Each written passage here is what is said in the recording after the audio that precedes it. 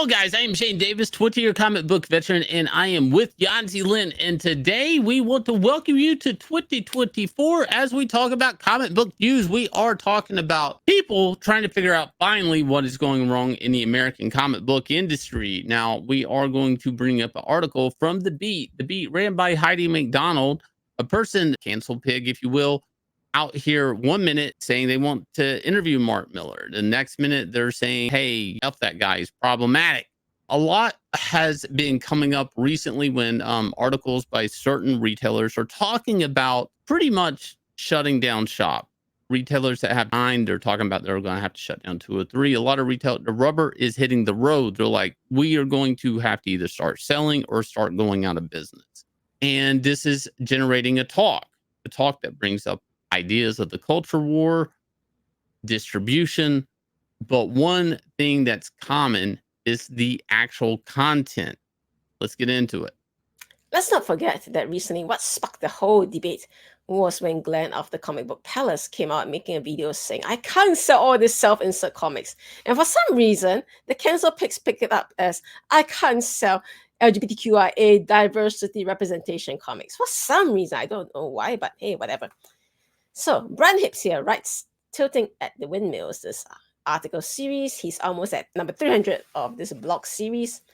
And he's trying to come up with an explanation as to how we can save the comic book industry. We're just one success away from saving it. See, he frames it as one success away from saving it and not one failure away from everything collapsing. So first, though, he has to do the standard cancel pick tactic, and that is blame everything on Comicsgate.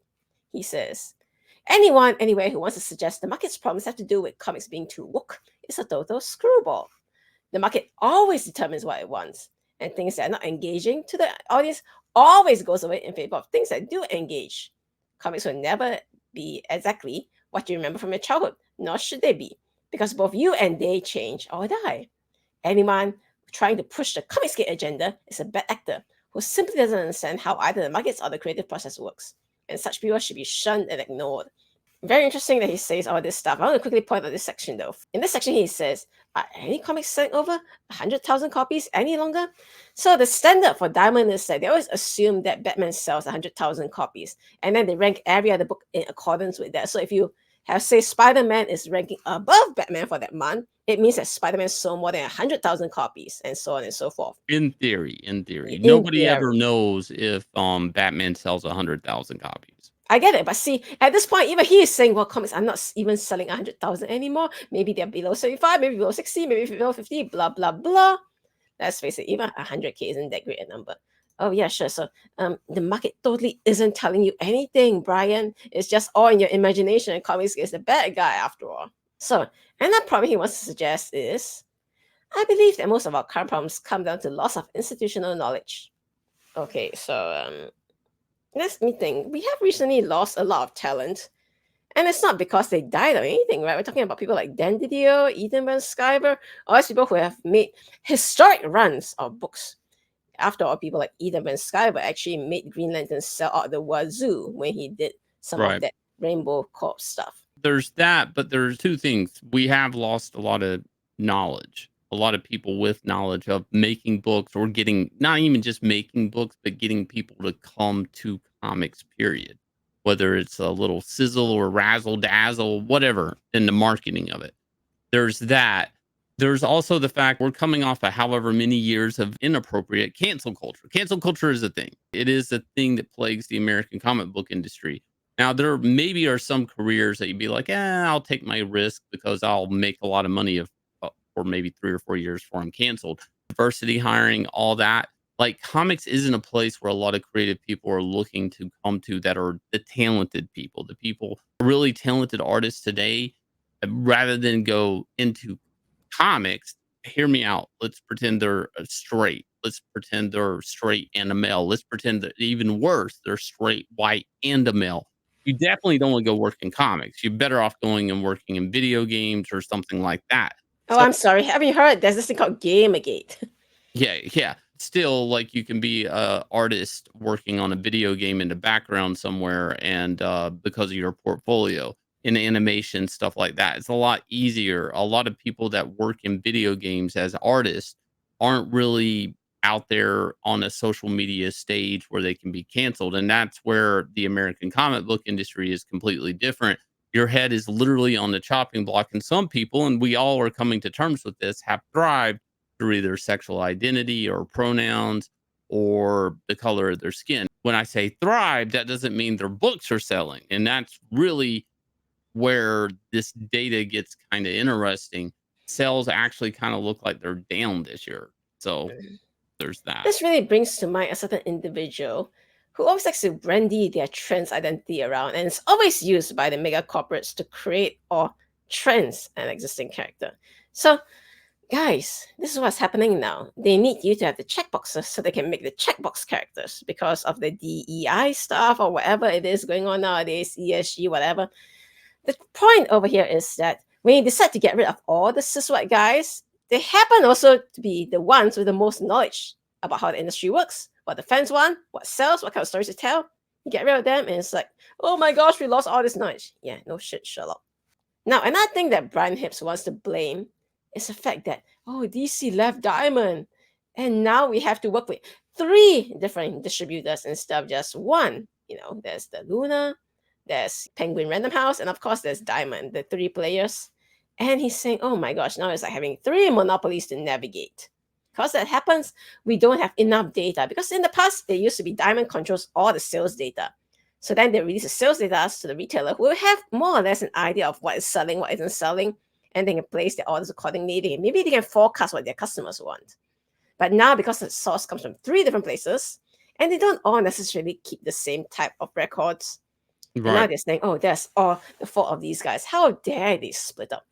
So as a retailer, there's really no type of gauge on really how well singles are selling. Any clear gauge is kind of a guesstimate at best, and the data is so fractured. This is troubling to a lot of retailers just because they don't understand should they be like opening up another store, considering closing down one of their stores, or just making other plans or diversifying their stock in store more into Funko Pops and statues and toys and stuff like that. The other part of this is a retail problem that he's bitching about because he happens to be a retailer. This is kind of like a cloud for what is a problem, but this isn't a problem when it comes to the product and the customer. This is actually a product that is specifically a retailer problem. And look, I want their job to be easier, but again, the content of the books, the fact that nobody's talking about what these companies are actually publishing unless a character is gay or a character is doing some brave new bold like gender swap or something like that, which again, they content does come up in this article. The content issue is, of course, always blamed on Comicsgate. When Comicsgate says we actually want stories first, don't give us your agenda. When you want to tell us there's this character being introduced, don't tell us, oh, this character is a trans man. It's like, all right, what are their powers? What are their motives? What's their backstory? That to me is way more important because I'm reading a superhero book, not an LGBTQIA plus book. But so for some reason, this is how publishers are choosing to advertise their work now. Now, I want to bring up this one point though, and I think it's a very important point.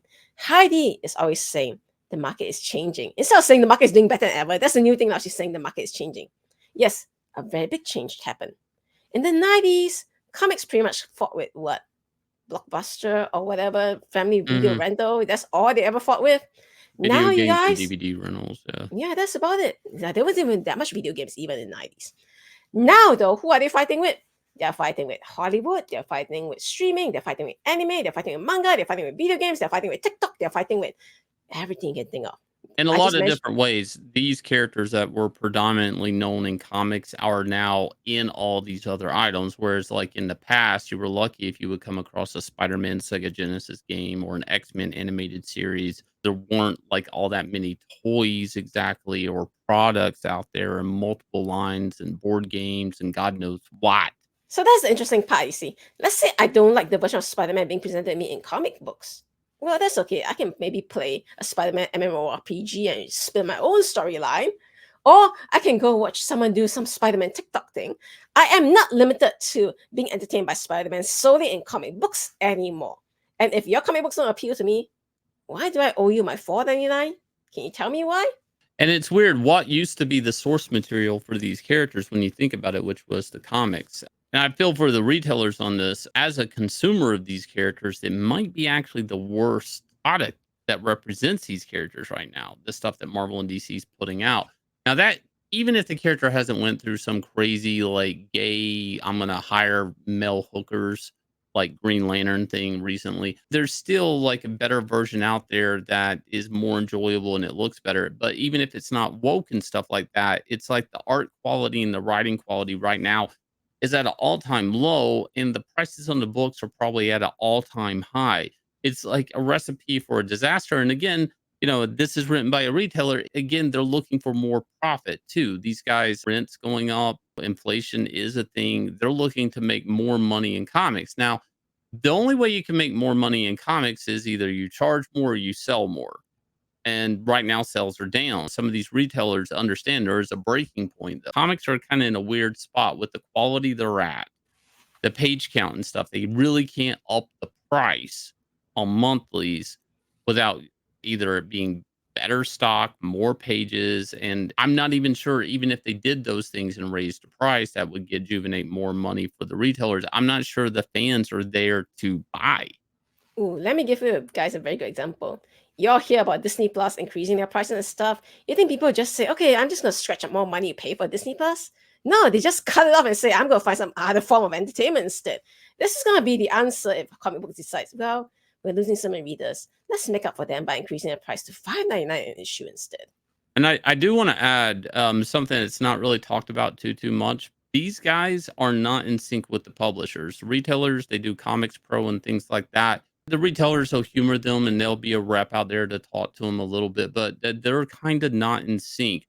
What's good for the publisher cares enough about the retailer not to kill the direct market, but that's it. Light concerns altogether. These guys should be on the same page right now, but I don't think publishers really want to hear what retailers have to say. Tragically, that seems to be the case because we do know that they've shut down some Facebook groups where the publishers used to interact with the retailers. So, sign of things to come, maybe? Yep. If you guys will, please hit like, subscribe, ring the bell for notification. Also, if you guys will, please check out CG Triple Threat. This is a campaign, if I can share with you guys, that actually has 3 unique independent comics married together, if you will, with one cool triptych image. It is got 5 days left, $33,205 on this campaign. Just go over here. The link will be in the description. Go check it out. You can buy Cyberfrog, Godlike, Inglorious Rex singly or all together to make one hell of a cover image when they slide together. I'll leave you guys with a intro of 9 Lives Comics, and I'll see you guys again with another video.